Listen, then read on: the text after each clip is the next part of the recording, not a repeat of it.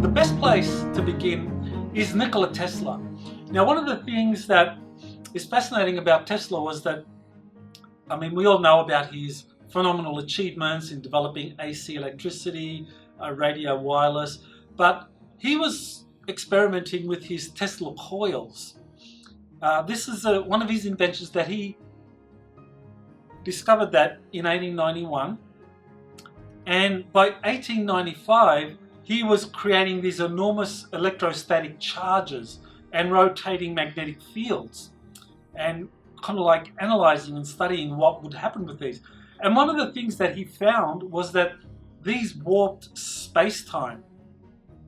So Tesla is a really good starting point for understanding the history of time travel, because he says that when he was in the midst of one of these experiments using his Tesla coils, generating these enormous electrostatic charges and rotating magnetic fields, that, quote, I could see the past, present and future all at the same time. So Tesla, in 1895, using his Tesla coils, was able to see through the veil and see the past and the future.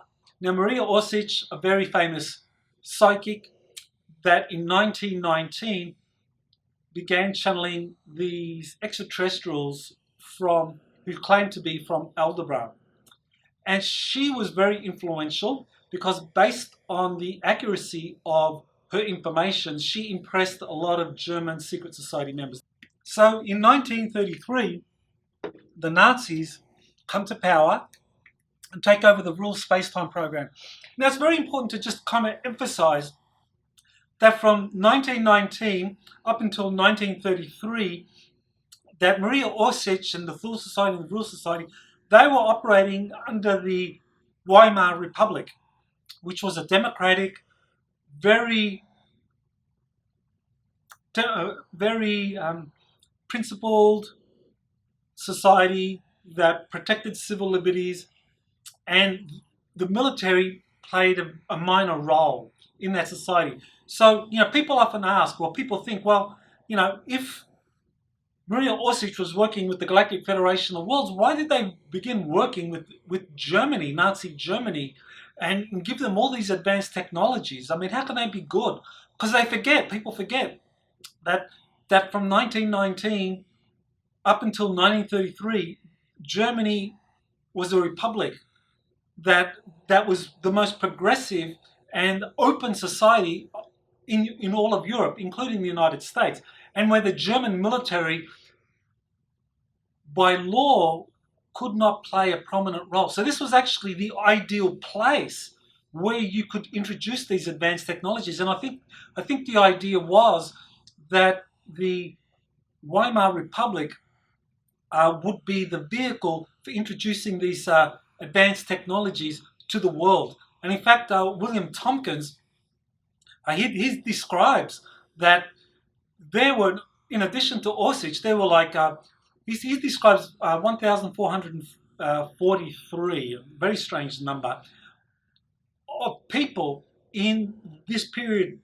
of history in Germany that were working on these kinds of civilian flying saucer projects. Incredible to think of now, but now we kind of understand that this was actually a good time to introduce these technologies. So why didn't we hear about this? Why haven't we heard about this? Because what happened was that the Weimar Republic was sabotaged by the deep state.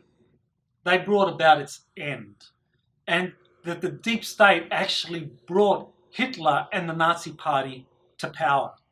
And this is actually factually can be proven. In one of my books, Antarctica's Hidden History, I describe how the deep state did it, that they actually encouraged the German Chancellor to hand power over to Hitler because this would be good for the industrialists. So the industrialists were being helped by none other than the Rockefeller family and the Dulles brothers, who were very much part of this deep state initiative to help bring about an end to the Weimar Republic. So why did they want the Weimar Republic to end? Because they didn't want this kind of technology coming out. So this is a very important part of history. So what happens then? 1933, Hitler comes to power. He takes over the world space-time program. Everything now becomes classified. It's under the control of the Nazi SS. And soon after that, Hitler reaches agreements with reptilian extraterrestrials. And so this leads to operational craft being given to the Nazis. So the Weimar Republic, Osich, the Royal Society, they're working with members of the Galactic Federation of Worlds to bring about a kind of civilian spacecraft industry and to distribute that to the world. That is shut down. The Nazis come to power, they take everything over, and the Nazis then reach agreements with these guys, the reptilians. So we get an idea now of time travel as it was developed by the Germans for their space programs, or for their Dark Fleet space program based out of Antarctica, and how that was operationalized. Now, in terms of the role of the US Navy and the development of time travel, it doesn't just begin in 1978. It actually begins quite a bit earlier than that.